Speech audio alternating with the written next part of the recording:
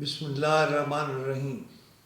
یہ باتیں زبان زد عام ہیں کہ نگرانوں کے وزیر بنانے کے لیے 1 ارب روپے لیے گئے۔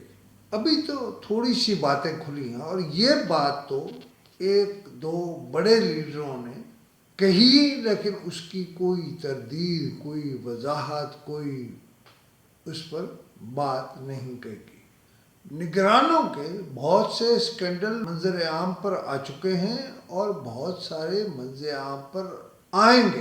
یہ کوئی چھپی بات نہیں ہے کہ وفاقی اور صوبائی وزراء نے بعض ارب دیے۔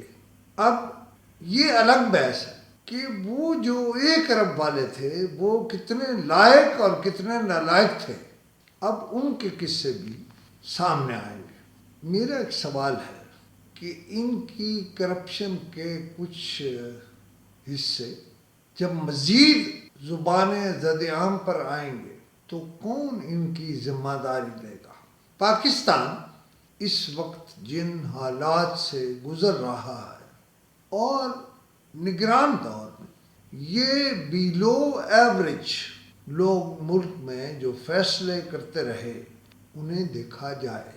اور ایک چیف منسٹر، بلکہ میں نام لے دیتا ہوں، جناب سید مراد علی شاہ نے کہا کہ ہم نگرانوں کے فیصلوں کو وزٹ کریں گے۔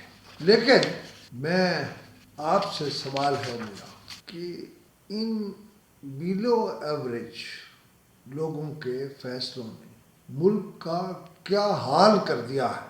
اب جب بہت مشکل سے جمہوری حکومت قائم ہوئی ہے تو وہی نگران دور کے بیلو ایوریج لوگ اس میں گھسیڑنے کی کوشش کی جا رہی ہے۔ یعنی ایک وزیر جمہوری اور اس کے ساتھ ایک غیر جمہوری مشیر وزیر جو حساب ڈال کے قد کاٹ کو نہیں پہنچتا، لیکن بیلو ایوریج لوگوں نے اسے ڈار صاحب کے پیچھے سونڈی کی طرح لگا دیا ہے۔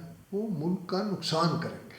دراصل اس ملک کی تباہی کے ذمہ دار وہ ہے جو پچھلے 8 ماہ سے مسلسل اس بیلو ایوریج مائنڈ کے ساتھ فیصلے کرتے ہیں۔ وہ جنہیں ان کے گھر والے روٹی نہیں دیتے تھے وہ نگران وزیر بن گئے اور انہیں پیسے لے کر کابینہ میں دھکیل دیا گیا۔ اب ایک بار پھر کوشش ہو رہی ہے کہ جمہوری حکومت ہو اور وہی مائنڈ سیٹ ان میں گھسیڑ دیا جائے۔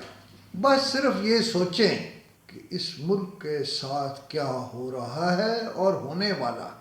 جو حکومتیں جمہوریت کے نام پر بنائی جا رہی ہیں یا ان کا سٹرکچر بنایا جا رہا ہے، یہ اگر دھولی لنگڑی ہوں گی تو سسٹم کیسے چلے گا، حکومت کیسے چلے گی، معاملات کیسے چلے گے؟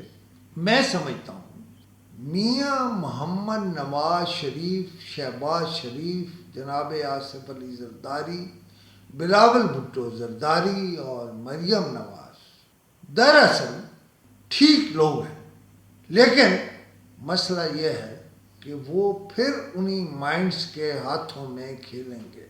میری جنرل سید عاصم منیر اور جنرل ندیم انجم کو یہ تجویز ہے کہ وہ اپنے ادارے سے یہ کام شروع کریں اور جب تک جمہوری حکومتیں اپنے فیصلے بھی خود نہیں کرتی، ان کی اونرشپ نہیں ہوتی، تب تک نہ یہ ملک ٹھیک ہو سکے گا اور نہ ہی عوام کی رائے بدلے گی۔ میرے خیال میں جناب آصف علی زرداری اور میاں محمد شہباز شریف مل کر معجزے کر سکتے ہیں۔ اگر کابینہ ان کی مرضی سے نہیں بنے گی اور ان کی بنائی ہوئی بیلو ایوریج مائنڈ کو ریپرزینٹ کرے تو پھر آپ یہ سوچیں، دیکھیں، غور کریں کہ وہ جو نگران حکومت میں تھے وہ جب اس میں گھسیڑ دیا جائیں گے تو کیا ہوگا؟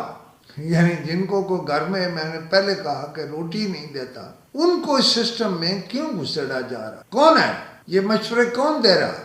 تو مجھے کوئی جھجک نہیں ہے یہ کہنے میں کہ اگر آپ ایسے کریں گے تو آپ فیل ہو جائیں گے، آپ کی حکومت فیل ہو جائے گی۔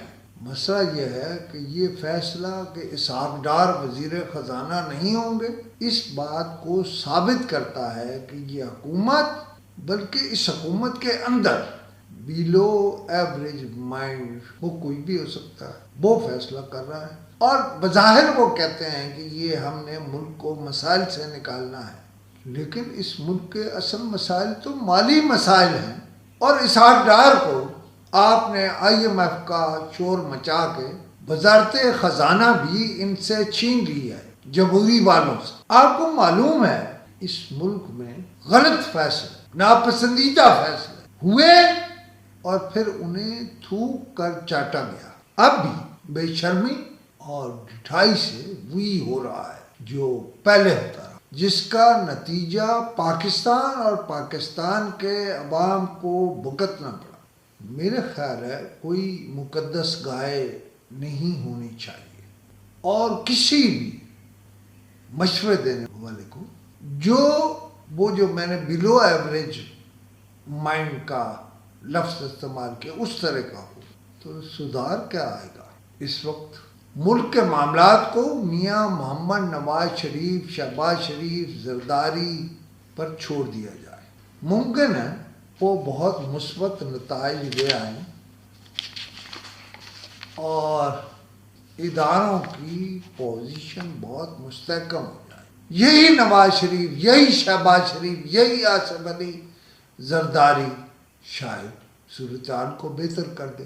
اور اگر میں نے جو کہا کہ یہ بہت سب اسٹینڈرڈ لوگوں کو پتہ نہیں کہاں سے گھسیڑا جا رہا ہے، کابینہ میں طریقے سے لایا جا رہا ہے، کس کا مشورہ ہے مجھے نہیں معلوم، لیکن فیصلہ جمہوری حکومتوں کا ہی ہونا چاہیے، غلط مشورے نہیں دیے جانا چاہیے۔ خدا حافظ۔